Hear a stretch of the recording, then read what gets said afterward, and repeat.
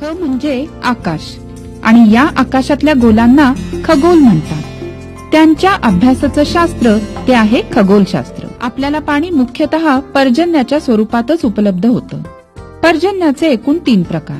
पहिलं म्हणजे आरोह किंवा अभिसरण पर्जन्य. सूर्याच्या उष्णतेमुळे हवा तापून वर जायला लागते.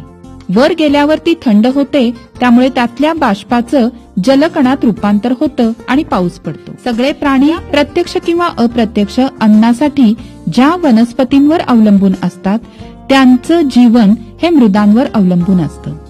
गाळाची सुपीक मृदा ही आपल्याला सिंधू, गंगा, ब्रह्मपुत्रा, हुहँगहो, यांगत्से, तैग्रीस, युफ्राटिस या नद्यांच्या खोऱ्यात आढळतं.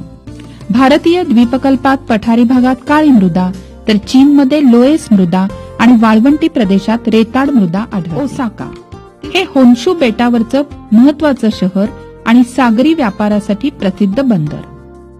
हिरोशिमा आणि नागासाकी हे दुसऱ्या महायुद्धात अणुबॉम्बच्या स्फोटात नेस्तनाबूत झालेली शहरं. आजही या स्फोटाच्या खुणा इथं दिसतात.